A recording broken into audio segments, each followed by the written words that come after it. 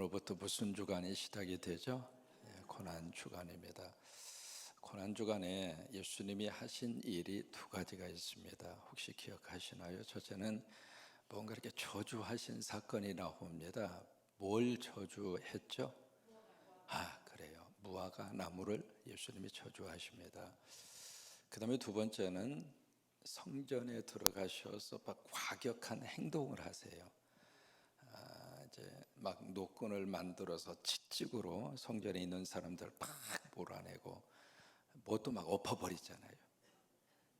상도 막 엎어버리고 이제 그런 과격한 예수님의 행동이 오늘 월요일 고난주간 시작하면서 두 가지의 일이 일어납니다. 우리가 성경을 읽어갈 때 참 우리가 생각해야 할 것이 있습니다. 뭐냐면 성경을 쭉 여러분들 읽으시면서 1차적으로 이해가 되는 것이 문맥입니다. 이런 말씀이구나. 전체적으로 문맥을 보셔야 될 거 아니겠어요? 그 다음에 두 번째로 성경을 우리에게 주셨을 때 성경 속에 1차적인 의미가 있고요. 그 다음에 또 하나 중요한 것이 2차적인 의미가 있습니다. 그 말씀을 통해서 하나님이 우리에게 어떤 메시지를 주시려고 하는가? 사실은 1차적인 의미 해석으로 끝나면 그걸로 끝나는 거예요. 중요한 것은 그 말씀을 통해서 우리에게 주시려고 하는 영적 메시지가 영적으로 와닿아야 돼. 왜 우리 영혼이 깨지지가 않을까? 왜 신앙생활을 하면서 왜 우리 삶의 자리 속에 변화가 그렇게 더디게 일어날까? 이 차원에서 끝나니까 그래요. 그러니까 말씀이 우리 속에 영적으로 파고들어야 영혼이 자극을 받고 영혼이 화들짝 놀래기도 하고 영혼이 거기서 깨달음을 얻으면서 그렇구나 그러면서 정신도 차리고 그리고 바른 삶의 길을 가게 되거든요. 이 무화과 저주 사건이 대표적인 케이스입니다. 거기 보시면 이제 그런 질문을 던질 수 있거든요. 왜 예수님이 무화과 나무를 저주했나? 그런 머릿속에 가장 먼저 떠오르는 것이 뭐가 없어서, 열매가 없어서. 벌써 정답 나오잖아요. 근데 조금만 자세히 읽으시는 분이 읽으셨다면 그때 성경이 뭐라고 기록이 되어 있느냐면 아직 때가 아니라고 그랬어요. 그건 모순이잖아요. 열매 맺을 때도 아닌데 가서 열매를 구했는데 열매가 없다? 그래서 저주했다? 그럼 마치 이렇게 우리가 생각할 수 있죠. 애기 보고 뛰라고 그랬어요. 근데 애기가 못 뛰어. 그래서 너 죽어. 그리고 저주하는 거랑 마찬가지란 말이죠. 이게 말이 안 되잖아요. 그죠? 또 하나, 그럼 예수님이 왜 저주를 했나요? 그러면 두 번째 조금 기억하는 사람은 예수님이 뭘 느끼셔서? 시장기를 느꼈어. 성경이 그렇게 돼 있잖아요. 배가 고파서 이제 열매를 따먹기 위해서 가서 구했는데 열매가 없어서 배고픈 김에 홧김에 너 그냥 말라 비틀어 죽어버리라고 그렇게 저주를 했다. 여러분, 과연 이 사건이 그런 것을 우리에게 가르쳐 주시기 위해서 성경이 기록을 했을까? 아니에요. 그러니까 그 차원에서 말씀을 읽고 끝나면 그 차원에서 말씀이 그냥 사장되고 마는 거예요. 조금 더 깊이 들어가서 봐야 할 필요가 있습니다. 그래서 설교를 하고 성경을 다루는 사람들은 언어에 대해서 깊이 연구해야 돼요. 성경을 우리에게 주셨을 때에 그 겉에 담아주셨던 헬라어 히브리에 대해서는 기본적으로 그 언어에 대한 깊이를 가지고 가야 성경이 제대로 열리는 거예요. 여기 이제 등장하는 저희가 뭐냐면 무화과 나무예요. 무화과 나무. 그러면 딱 이미지에 무화과 하면 우리에게 뭘 지금 말씀을 하시려고 하는가? 그게 머릿속에 딱 이미지로 떠올라야 돼요. 여러분, 이스라엘을 상징하는 세 가지의 나무가 있습니다. 그 중에 하나가 무화과예요. 그러면 성경에서 무화과 하면 뭐가 딱 떠오릅니까? 이스라엘입니다. 유대인들입니다. 마치 김치 하면 뭐가 떠올라요? 한국 사람. 햄버거 하면 뭐가 떠올라요? 똑같은 거예요. 무화과 하면 이스라엘이에요. 그러니까 이 말씀은 이스라엘과 지금 관계되는 말씀을 메시지로 주고 있는 겁니다. 특별히 고난주간을 시작하면서 그 이스라엘 사람들이 가져온, 유대인들이 가지고 있는 영적 상태를 그대로 보여주는 거예요, 이 메시지 자체가. 그러면 여기서 예수님이 구했던 열매, 그리고 아직 철이 아니라고 말씀하시는 그 차이가 뭔가, 그 말이에요. 여기서 두 가지를 기억을 하셔야 돼요. 첫째로 파괴라고 하는 단어하고 그 다음에 테에나라고 하는 단어입니다. 이 두 가지 구별이 성서를 읽어갈 때 꼭 필요한 두 가지 언어의 구별입니다.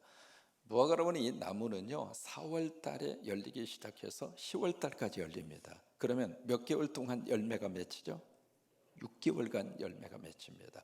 몇 번 열매가 맺히는가? 5번 열립니다. 그러면 이 무화과 나무가 첫 번째 열매가 맺혀져서 그 다음에 두 번째, 세 번째, 네 번째, 다섯 번째까지. 그래서 이게요, 흔하게 맺히는 게 무화과예요. 그래서 길을 오가는 사람이 언제든지 그냥 옆에 무화과 따서 그 무화과 한 서너 개 먹으면 좀 시장기는 변하잖아요. 지금도 어디 가서나 유대인 사회에서는 그게 통념적으로 이루어지는 일상생활 가운데 하나거든요. 근데 이 무화과가 맺혀질 때 맨 처음에 4월 달에 맺혀지는 열매를 파괴라고 그래요. 그 다음에 4월 달에 맺혀지는 열매는 아주 작아요. 무화과나무 심어보셔서 아시잖아요. 조그만해요. 그리고 올망졸망하고, 그리고 파래요. 맛이 있어요, 없어요? 따먹어 보세요. 첫 번째 열리는 것은 별로 맛이 없어요. 근데 그걸 가리켜서 파괴라고 그러는 거예요, 파괴. 근데 이 파괴라고 하는 게 성경에 마을 이름으로 그대로 나옵니다. 그 파괴가 벳바게예요. 벳바게. 어제 들으셨잖아요. 예수님 벳바게 그 마을에서 건너편 마을로 가라 해서 제자 둘 보내잖아요. 그 마을 이름이 벳바게, 다시 말해 파게라 이 말이에요. 덜 익은 무화과가 열리는 마을이라 그 말이에요. 예수님이 지금 시장길을 느끼셔서 가서 구한 것이 바로 뭐냐면 이 파게예요. 4월달이라 그 말이에요. 어떻게 알 수 있는가? 6월절이잖아요. 6월절은 4월달입니다. 그러면 4월달이 되면 이 무화과 나무가 처음으로 열매를 맺혀야 될 때예요. 이것은 나무로서 선택이 아닙니다. 때가 되면 나무는 열매를 어떻게 해요? 맺어야 정상이에요. 이 올라오는 길에 여러분 열심히 보시면은요, 거기 조그만한 그 선인장 그게 있는데 자세히 보니까 꽃이 피어 있는 거예요. 그래서 올라오면서 우리 장로님 보고, 장로님 여기에 꽃 피었다고. 아유, 자세히 보아야 잘 보여요. 자기도 꽃을 피울 수 있다는 거예요. 조그마한, 여러분 끝나고 내려가면서 좀 자세히 보세요. 안 봐주면 그 선인장이 좀 시험될 것 같아. 조그마한 꽃을 피워낸 거예요. 여러분 때가 되면은요 그런 거거든요. 이 무화과 나무도 마찬가지입니다. 때가 되면 열매를 맺어야 정상이에요. 그런데 예수님이 가서 딱 보니까 이 파괴가 없는 거예요. 그리고 아직 때가 안 됐다. 그 때라고 하는 것은 바로 여기 타테에나라고 하는 단어입니다. 이게 첫 번째 파괴가 열린 다음에, 두 번째 그때부터는 그 무화과 열매를 테에나라고 그래요. 테에나. 벌써 언어가 다릅니다. 똑같은 열매가 아니에요. 아직 철이 안 됐다고 하는 것은 아직 테에나가 맺힐 때가 안 됐다. 그러면 두 번째, 세 번째, 네 번째 열매가 맺힐 때가 아니라 그 말이에요. 왜? 지금 6월절 4월달이니까. 이게 지금 4월달이 돼서 파괴라고 하는 이 열매가 맺혀야 되는데 열매가 없어. 그러면 이게 시간이 간다고 해서 그 다음 열매가 맺힐 수 있습니까? 없다 이 말이에요. 그러니까 예수님께서 넌 저주받았다 이 말이에요. 이게 지금 뭘 말하냐면 나무 그 자체를 의미하는 것이 아니라 유대인들의 영적 상태를 보여주는 거예요. 너희가 열매를 맺어야 되는데 첫 번째 열매를 맺지 못했기 때문에 두 번째, 세 번째 아무리 시간이 간다 할지라도 너희들은 열매 맺지 못하는 저주받은 인생이라 이 말이에요. 여러분 예수님 안에서 열매를 맺으시기를 바랍니다. 주님이 그것을 우리에게 요구하시는 거예요. 신앙생활 초창기 처음에 참 은혜 받고 성령 받고 하나님 안에서 그래 앞으로 나 이런 삶을 살 거야. 가정 안에 가서도 말도 좀 부드럽게 하고, 가정 안에 가서 우리 자녀들 가족들을 끔찍히 사랑하고, 여러분 거기서부터 열매가 맺혀지는 거잖아요. 세상 앞에 가서는 큰 소리 치시고 집에 가서는 고분고분하시고, 집에 인구도 몇 명도 안 되는데 그 조그마한 그 나라에서 임금 노릇하지 말고 임금 노릇은 세상에 가서 하자고, 세상에 가서는 큰 소리 치시고 세상에 가서는 호령을 하시고, 가정에 들어오셔서는 그 조그마한 나라 뭐 인구 해봤자 한 3명 4명밖에 안 되잖아요. 그 작은 나라에서는 오손 도손 도손 오손, 여보, 형님 먼저, 동생 먼저, 그러면서 서로 감싸 안아주고 거기는 천국을 이루고, 파괴가 열려야 될 때 파괴가 열려야 축복입니다. 이해가 되십니까? 바로 그 내용들이 연결이 되는 겁니다. 성전 청결하는 문제도 마찬가지입니다. 성전이 성전다워야 되는데, 교회가 교회다워야 되는데, 교회와 세상이 똑같은 논리와 가치로 뒤섞여서 간다면 그 교회에 무슨 희망이 있겠느냐고. 그러니까 교회는 교회다움의 가치관을 어떤 일이 있어도 지켜가야 그 교회 안에 성령님이 계시고 하나님이 역사하시고, 그래서 교회에 딱 들어와서 여긴 다르다,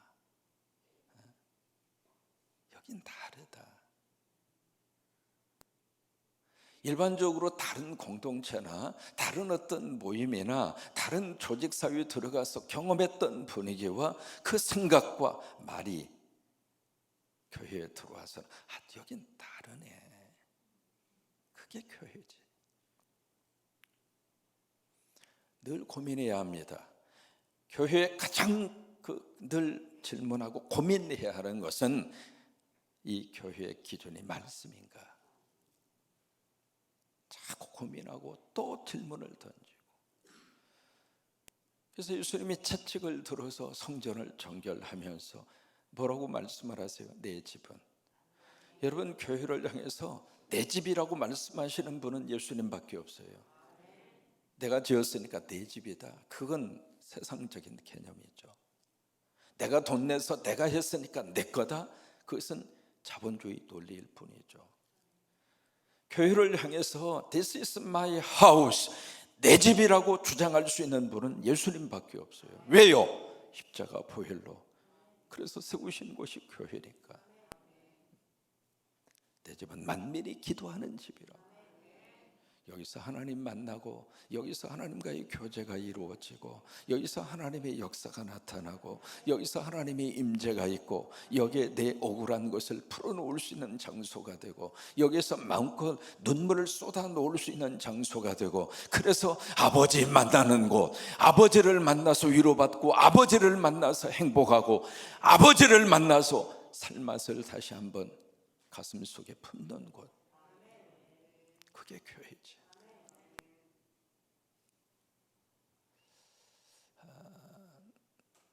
교회가 자꾸 세상의 논리로 따라가면 교회는 이미 교회다움을 놓쳐버린 거예요.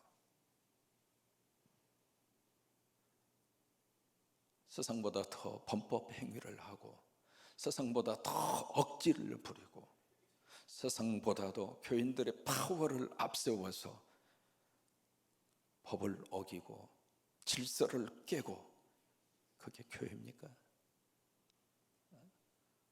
예수님이 왜 채찍을 들으셨는가? 예수님이 왜 그렇게 분노를 하셨는가?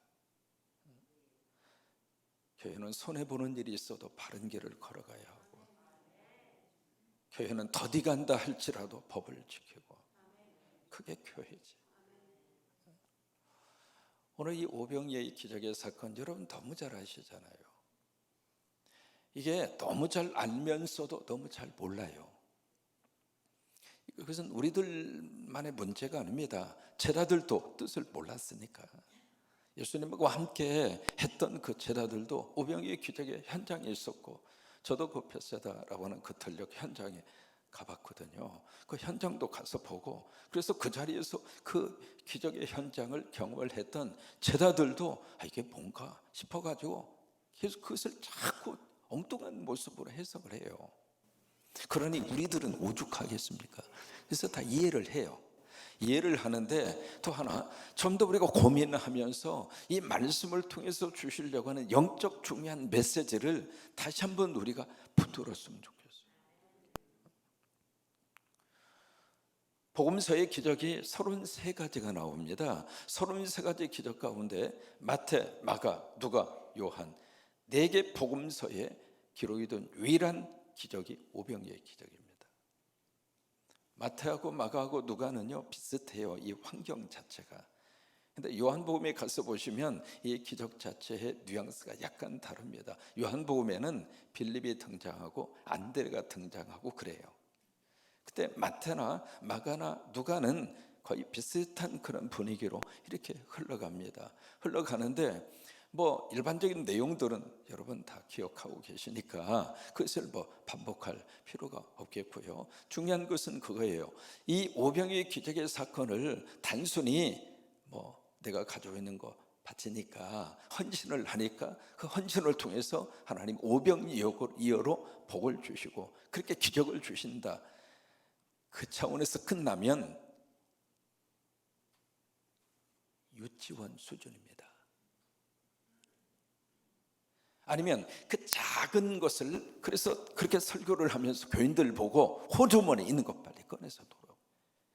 어린아이도 바쳤는데 말이야, 빨리 바치라고. 헌금 내게 하기 위해서 이 기적의 사건을 우리에게 줬을까? 아주 1차적인 성서 이해입니다.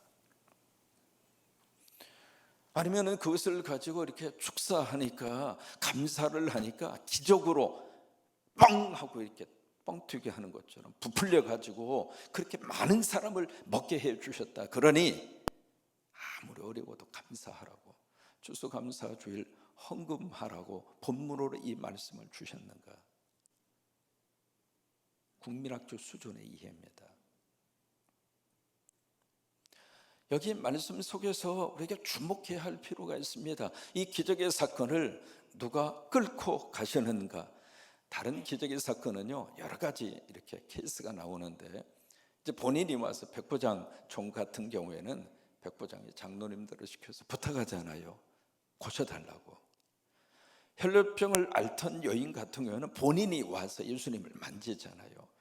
그래서 여러 가지 케이스가 이렇게 달라요. 다른데 이 오병이의 기적의 사건은 누가 일으키셨는가? 예수님이 일으키셨어요. 제자들이 해달라고 하는 거 아니에요. 제자들이 와서 이 사람들 먹을 거 없어 굶주리니까 먹여주세요. 그렇게 해서 오병이의 기적의 사건이 일어난 게 아닙니다. 예수님이 이 기적의 사건을 일으키신 거예요. 그러면서 중요한 포인트가 그 제자들에게 너희들이 먹을 걸 줘라. 거기에 대상이 누구냐면 너희입니다. 너희가 뭘 줘요? 먹을 걸 줘라 이 말이에요. 여기서 이제 먹을 것에 대한 문제, 그리고 너희라고 하는 문제입니다. 이것을 딱 처음 들었을 때 제자들이 먹을 것? 아 그래요? 저희가 가지는 것이 이거밖에 없는데요. 그렇게 반응이 나와요. 정상이죠. 아무리 뒤져봐도 지금 보리떡 5개, 물고기 2개 이거밖에 없어요. 이게 조금 더 이제 발전이 된 제자들 같은 경우에는 어떻게 표현하는가? 돈이 200다나리 필요한데 수중에 돈이 있어야죠.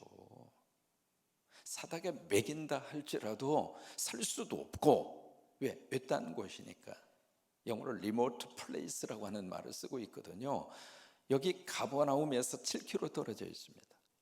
지금은 이제 그쪽에 상당히 큰 마을입니다. 그런데 그 당시에는 이렇게 떨어져 있는 장소다 그 말이거든요. 그럼 외딴 장소이고 거리가 한 7km 정도 되니까 지금 이미 해는 저물고 날은 어두워지고, 그러니 예수님 이 많은 사람들 우리가 뭘 어떻게 줘요? 돈도 없고, 그리고 설령 사서 먹인다 할지라도 불가능하고.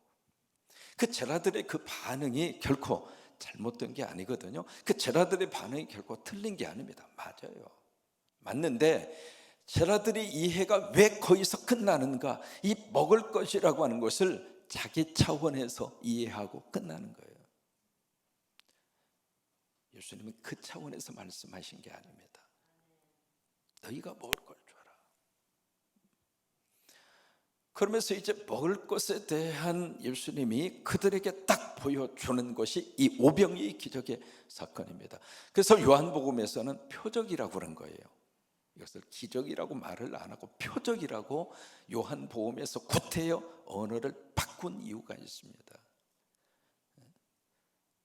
우리가 먹고 싶은 것은 이만큼인데 현재 가지고 있는 것은 요만큼이어서 주님 축복해 주셔서 우리 모두가 다 배불리 먹고 그리고 나서도 12강주리가 남을 수 있도록 예수님 빵도 많이 주시고 떡도 많이 주시고 생선도 많이 주시고 그 차원을 위해서 이 오병이의 기적을 주신 것은 아니라고 하는 거예요. 주님의 말씀을 너무 우리가 이 세상적인 것으로만 이해를 하려고 합니다. 성경의 말씀을 너무 땅에 필요한 것으로만 성경의 말씀을 적용하고 그렇게 되기를 바라는 수준으로 끝날 때가 너무 많습니다. 여러분, 예수님은 우리를 땅에서 천국의 백성으로 만들고 싶어서 오신 분이에요. 땅에서 우리가 딛고 살지만은 우리가 하나님 나라의 시민권자로 이 땅에서 어깨 펴고 살기를 원해서 예수님이 이 세상에 오신 거예요. 근데 우리는 하늘에 있는 하나님을 끄집어내서 땅에서 여기서 내 필요한 것을 공급해 주시는 하나님으로, 내 필요를 채워주시는 예수님으로 예수님을 땅에 묶어놓으려고 합니다. 그거 아니에요. 너희가 먹을 걸 줘라. 그 너희라고 하는 이 단어, 그러면 너희는 구체적으로 지금 누굽니까? 거기에 제자들이고요. 누가복음을 조금 자세히 읽으시는 분은 여기 용어가 바꿔집니다. 사도로. 오늘 본문 말씀의 시작이 사도로 나옵니다. 그러니까 제자의 그룹에서 사도의 이름으로 바뀌어져요. 왜? 지금 가서 전도하고 왔잖아요. 전도하고 와서 사명을 감당해서 이제는 파송받은 사람이기 때문에 사도라 그런 거예요. 그래서 와서 이제 예수님에게 막 보고를 하는 그 대상들인데 바로 그들에게, 그러면 구체적으로 이 제자와 사도가 오늘날은 어디일까? 교회죠. 그리고 성도죠.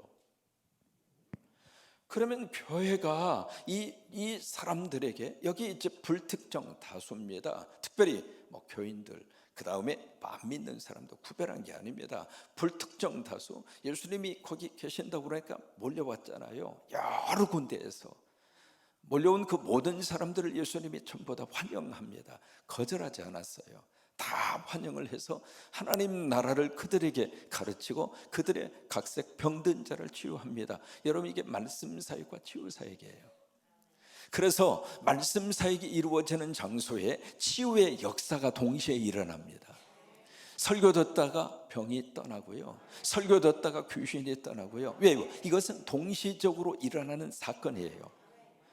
그러다가 시간이 이제 지난 거예요. 그래서 이제 배가 고픈 것을 사도들이 눈치를 챕니다. 이게 제자들의 표현합니다. 전도하면서 이웃이 보인 거예요. 교회가 이웃이 보여져야 교회예요. 눈이 열린 거예요. 아, 배고프겠다. 아, 힘들겠다. 그게 보여져야 교회란 말이에요. 그래서 그 사람들이 배고프겠다, 힘들겠다, 그러니 빨리 해산시켜서 각자 마을로, 촌으로 보내서 먹을 것도 해결하고 숙식도 해결하고 제안을 하는 거예요. 그 제안하는 그 사도들에게, 제자들에게 예수님이 그러지 마, 저 사람들 보고 해결하려고 하지 말고 너희들이 해결해. 그러니까 우리가 해결할 수 없는데요, 그런 거예요. 오케이, 그러면 그렇지, 너희가 해결할 수 있는 것이 아니라 내가 해결하지, 그거예요. 그래서 내가 해결할 거야 하면서 50명씩 이렇게 앉혀 그룹으로, 그것은 제자들이 하는 일이에요. 그래서 누가복음에는 이 보리떡 5개와 물고기 2마리의 출처를 밝히지 않습니다. 어쨌든 그것을 가지고 예수님이 가지사 축사하시고 떼어 제자들에게 주매 제자들이 무리들에게 나누어 주더라. 5가지의 음식입니다. 이게 바로 뭔가? 성찬식입니다. 그걸 예수님 보여주는 거예요. 그래서 그것을 사도들에게 주니까 사도들이 그것을 예수님에게 받아서 그것을 무리들에게 준 거예요.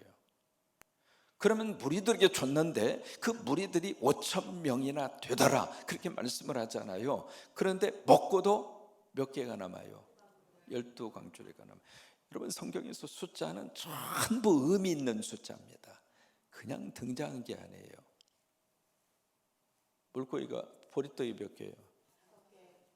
남자면 몇 명이에요? 몇 개 남았어요? 이게 다 의미를 가지고 등장하는 숫자예요. 그냥 나오는 숫자가 아니에요. 이게 전부 다 나중에 설명하고, 그래서 전부 다 배불리 먹었다 그 말이에요.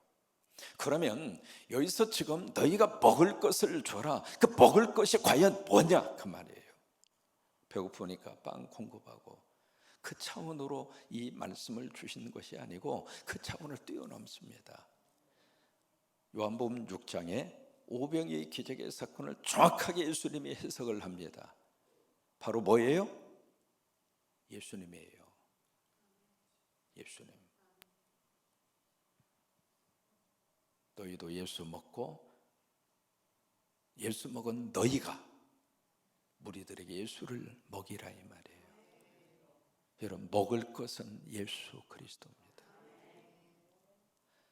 그래서 오병이의 기적의 사건은 예수님이 바로 생명의 떡이라고 하는 것을 그들에게 그대로 이 기적의 사건을 통해서 인식시켜 주는 거예요.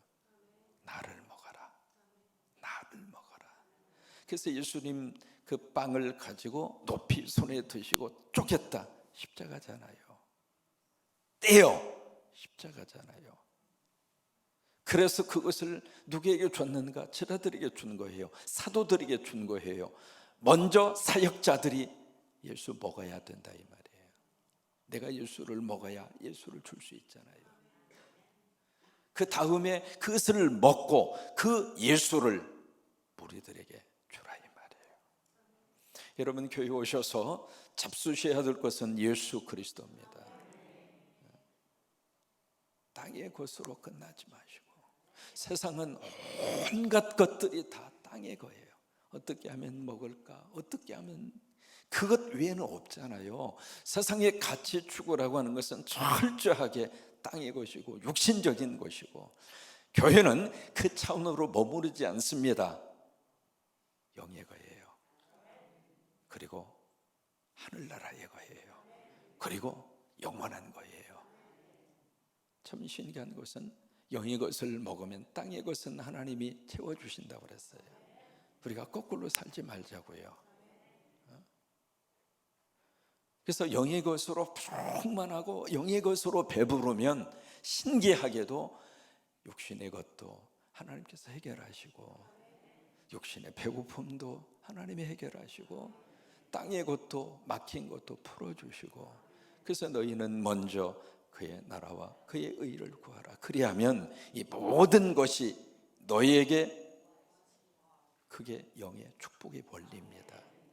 오늘 우리가 예수를 먹고 그리고 그 예수를 여러분들이 먹이십시오. 너희가 먹을 것을 줘라. 그것이 바로 그 사람을 살리는 최고의 살림의 역사입니다. 신기한 것은 우리가 십자가 세워가면서 너무 감사한 게 그거예요.